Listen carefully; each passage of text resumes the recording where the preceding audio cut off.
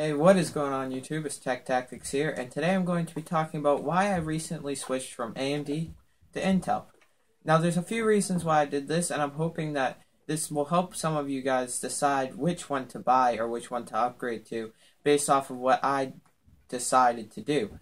So, this whole video will simply just be me talking about why I upgraded and why I switched rather than sticking with AMD like I previously had.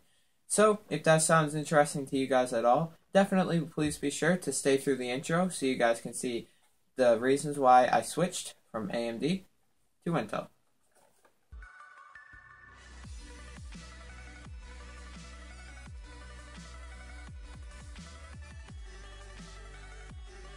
Alright, so now that we're back from the intro, let's just go ahead and jump right on in. Recently I was able to save up some money from working, and at Micro Center they had a Black Friday deal for the i7 4790K at only $250. That's why I decided it was time to upgrade from my FX 6300 to this i7 4790K. Now, a lot of you guys may be wondering why I didn't just go with the i5 if I was going to be doing gaming and such. Well, the reason why, even though the i5 and the i7 perform exactly the same in terms of gaming, I do a lot of video editing for this YouTube channel. So having hyper-threading will improve my video editing and my multitasking, which is something I do quite frequently. So having the hyper-threading over the i7 without hyper-threading will really help me out, and it definitely makes the $70 extra worth it.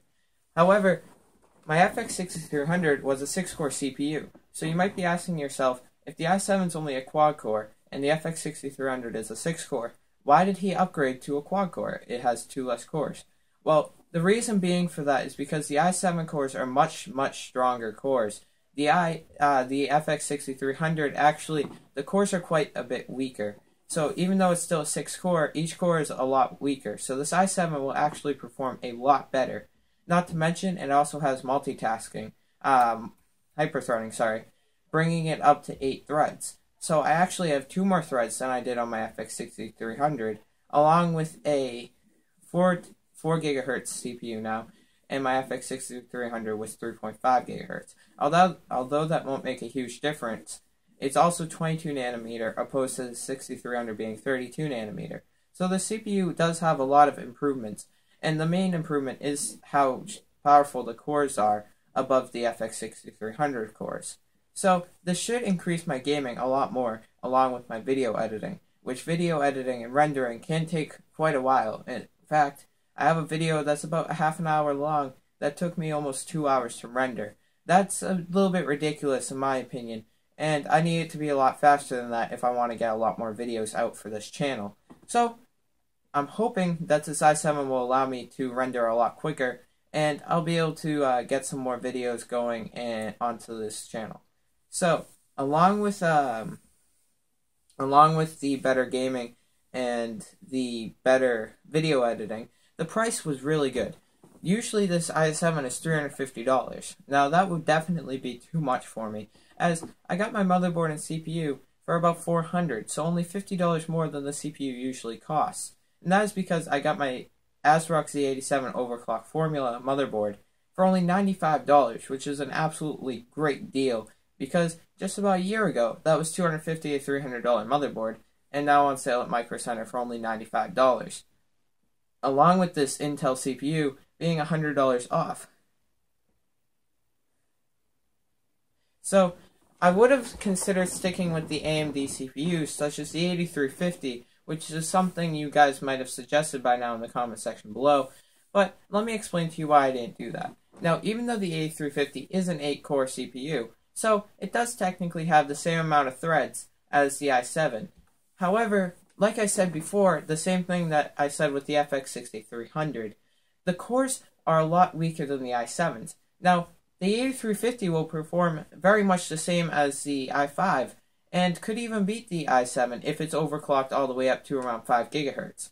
The 9590 is a great example of this by AMD. That is essentially their 8350 just overclocked all the way up to about 5 GHz. However, I couldn't have done that because it's a way too hot, and looking at benchmarks, the i7 still actually beats it by a bit. So, to me, it was worth it to actually go with Intel over the 8350 or 9590 because, honestly, the 9590 uses way too much power and it's just way too hot, and it's not a very practical CPU in my opinion. So with that said, the 8350 would have been nice, and it performs very similar to the i5 with a little bit better multitasking actually. However, the i7 I think will suit my needs a bit more after reading some things online and seeing some benchmarks. If you're interested in the benchmarks between these two CPUs, I'll have a video coming up on it in about a month, as soon as I get my new case and SSD and a few other things to go along with my new computer. And if you're interested in seeing my new computer, definitely leave a comment below, because I will be sure to do a video on it if that's what you guys want to see. So, with that said, basically, in general, to conclude all this, I know this was a lot of information quite quickly, so I'm going to try and wrap things up. This was just a quick video to explain why I swapped from my FX series to the Intel. Now, let's just go ahead and list off the reasons why. The first reason, it will be better for gaming.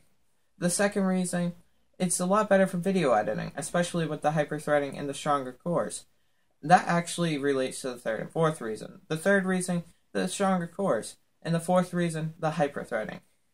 The fifth reason, in my case, was actually because I got it for only $250, which in my opinion is just a steal. So, $100 less than it actually costs.